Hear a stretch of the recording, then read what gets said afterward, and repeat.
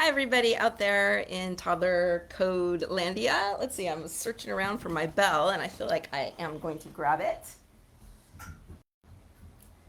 This is my trusty little bell that I love to ring for all my parents in my Facebook group. I just think you guys are awesome. And I'm always saying I've got the best parents in the world in my group because you guys are open to receiving some new information or uncovering some old instinctual evolutionary things that make parenting easier. And you're doing this all because you really love and want the very best for your children. And I'm here to help you. So, what is today's live about? And the topic is child centeredness. So, child centeredness is a term that people are not really familiar with in the West unless you're familiar with the work of my teacher. And but another way to look at this word, she coined the term child centeredness, and we're going to delve deeper into that in this live right now. But another way you could look at it that might make more sense quickly to you is pleasing, child pleasing.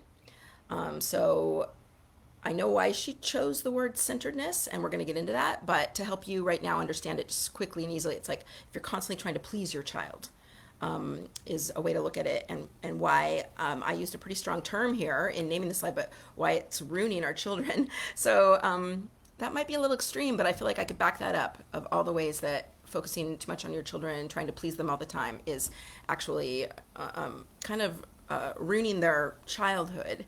And the thing that's going on right now is even the very most well-meaning best parents are doing this because societally right now, especially more so if you're trying to be a really good parent, if you really care, if you're really trying to research and learn, all the examples you're going to see around you are parents who are just serving their kids all the time, and if they don't, they're feeling guilty. So they're feeling overwhelmed because they're doing everything for their children all the time and putting their children at the center.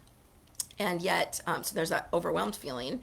And yet, it's really, as I see all around me, and also what gets reported back to me, is it's actually not really working. So, but we're struggling to find the reasons why. Why, when we're giving our children all this extra attention and doing everything for them, why does it show that they are basically getting angrier often, frequently, right?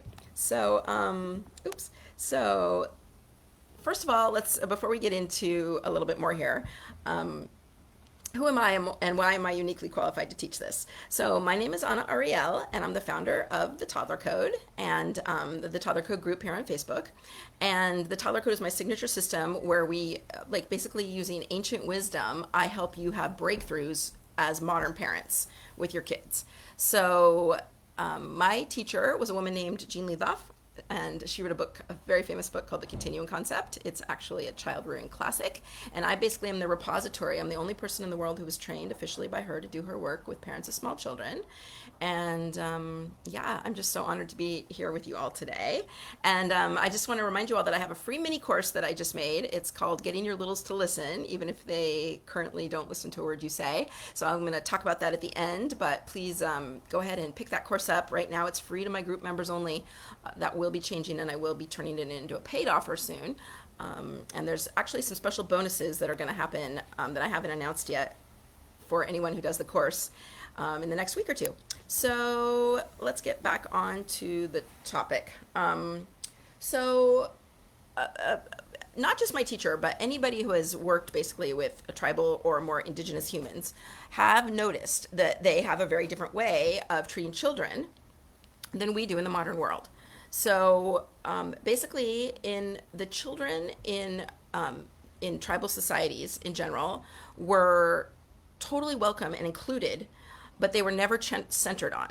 And so, what do I mean by centered on? I mean, anytime that you are looking to your child for the answers, anytime you are asking them questions or even treating them as equals, that's age appropriate. Of course, we give our children more and more responsibility and we ask them bigger questions and take their opinions more seriously as they grow.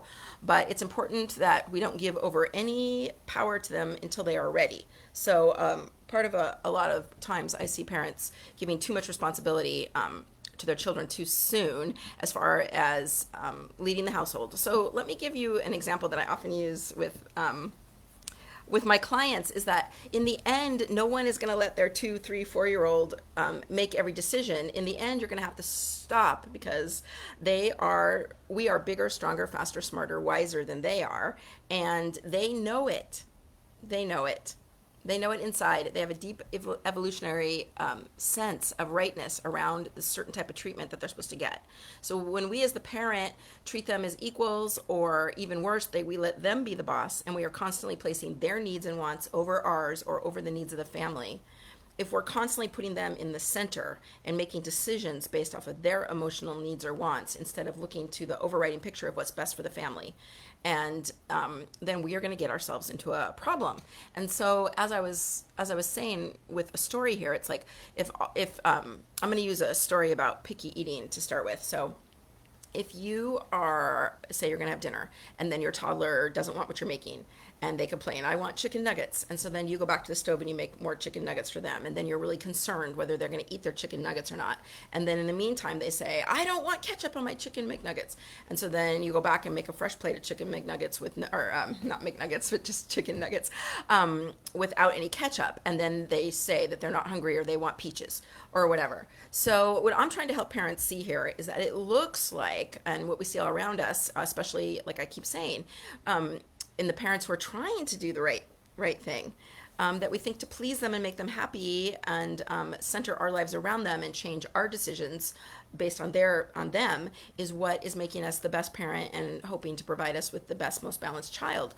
But what I see all around me is that this is backfiring, and if you could probably guess why. It's basically the child becomes kind of insecure or frustrated because deep inside them, they expect us to be the knowers. They are instinctually, kind of innately, having, as kids to adults, having an expectation that they are more on the periphery, that they're looking up to us to learn what they need to learn.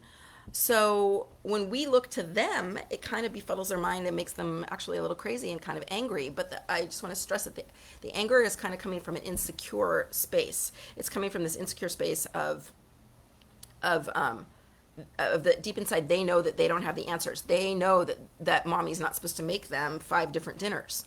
And so even though it looks like the more we try to please them, the happier they should be, they actually get less happy. And so let me look at my notes here.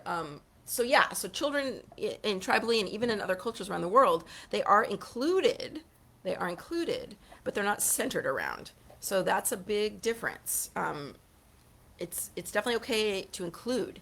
And tribally, the children were always a part of what was going on in life.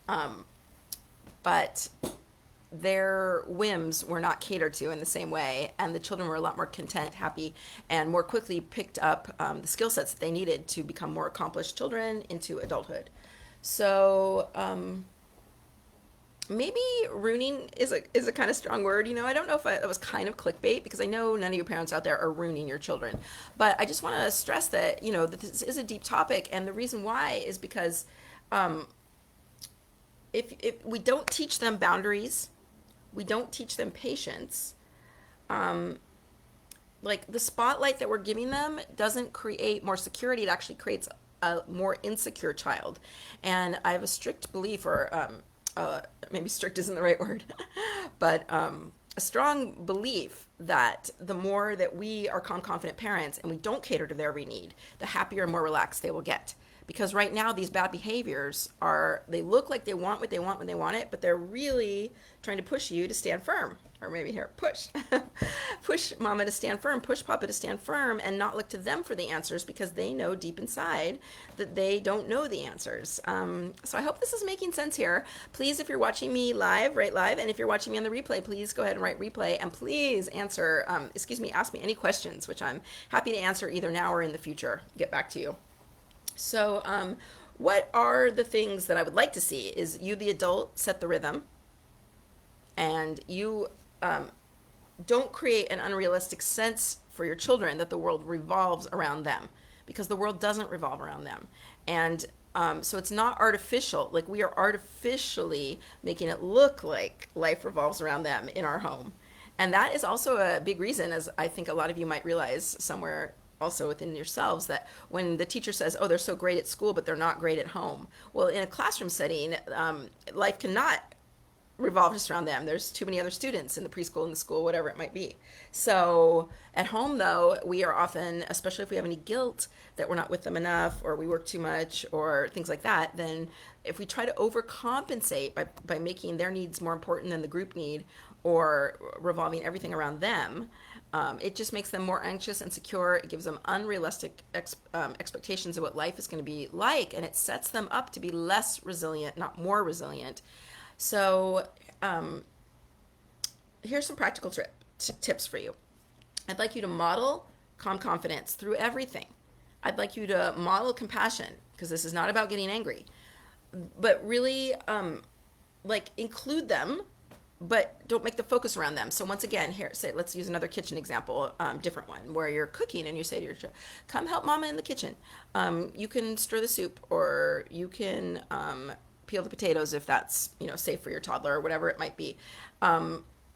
So like, you do that for you include them, but then you don't let them throw potatoes all around the kitchen, or and just up level your life. The thing is you are making dinner. The child is invited to help. They don't have to help, but they can't make more work on you, or everything can't suddenly center around them. So then dinner's not ready on time, or the wrong ingredients go in, or there's the hugest mess. Now, we do want to always encourage our children to work with us by letting them make little mistakes. We don't need to hypermanage. So yes, if your child's peeling potatoes, the potato might not be as perfectly peeled. That's still good. We want to encourage them by, not overly praising, but at least, we want to give them that space. We want to give them that space even to make a little mistakes and this and that. That's different than the child-centered, where the whole operation turns around to a cook lesson for a 2-year-old, or they're becoming more and more rambunctious where you can't get anything done.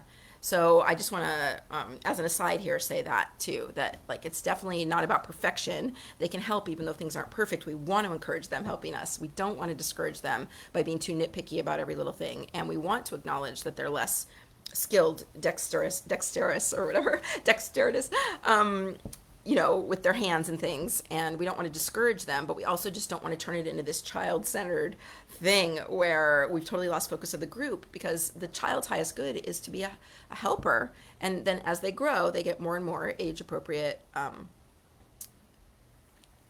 responsibilities and contributions. So, it's okay to say, you could stir the batter while I do this. If they want to do everything, you're like, no, this is your thing. And then if they don't want to do it, if you just keep going calmly, confidently. If they want to have a little cry or a little fuss, just let them. As long as it's not too disruptive, just let them be in the kitchen and have a little fuss. And you just be an example of stirring the soup, of cutting the vegetables, or doing the thing. And then let them join back in if they want to. But this is another example of child-centeredness. Don't turn everything to focus on them. So you're asking them to do something. They don't want to do it, and they want to do the other thing. They're like, no, Mama, I want to use the sharp knife. And you don't feel like that's safe right now. Let them have their a little cry or whatever. Keep doing the visible work, and so that gives them something to jump back into. Because another important part of child-centeredness, it can come in more than one way. Child-centeredness can come when we put all our activities and let them be the boss of a bunch of things, but it also can come when our child has an upset, and then we drop everything and the whole house is focusing on them and how we can get them to cry and going back and forth with them. And so, I've got so many lives, and every live is on a different topic, so we're going to stick to this topic of child-centeredness. But I often talk about, don't placate, don't nag, don't beg, and just stay on the adult, make it visible, and don't get child-centered either in the activities or when things aren't going well and everything drops and we just stare at our kid and try to work it all out verbally. So I hope I don't know, this might not be, I prepared for this live, but I feel like I'm doing a lot of ad-libbing. So once again, please ask questions if you have any. But I just feel like, to wrap it up, I would like to say that kids thrive when they're part of our lives, but not the center of it. And that's a big part of my teaching, and that's a big part of when I see parents make real shifts, is when they can really absorb this message. So, if you're ready to break free from child-centered chaos, I'm your girl. And like I said before, I have a brand new mini course, and for the next few weeks, I think possibly this week and next week. We're going to still be offering it for free. And then I have a special bonus that's not even included for anybody who goes through the course in the next couple of weeks. You're going to get on a call with me and have like, I am not going to give it all away here, but I will be giving kind of mini sessions to the people for free if you complete this course. So that's a great motivation also for you all. And I'm going to end this live with another ringing my bell for all the best parents in the world that are in my group, the Toddler Code. Have a safe and healthy and wonderful week out there in Toddlerlandia. It's such a special time. And I'm just really here to make that time more cozy, less conflict, and just everybody working on team family together. Because one of the main phrases I use in my work is this is win-win. Nature set it up that parents and children were supposed to win at the same time. We weren't supposed to have to sacrifice everything for our children, and they weren't also have to just do everything in an adult way. It was meant to kind of be a win-win. And I've got the secrets to that win-win reality. I've got the secrets. So hit me up, you guys, and go ahead and check out my new mini course. And I will see you soon on one of these lives. Thanks so much.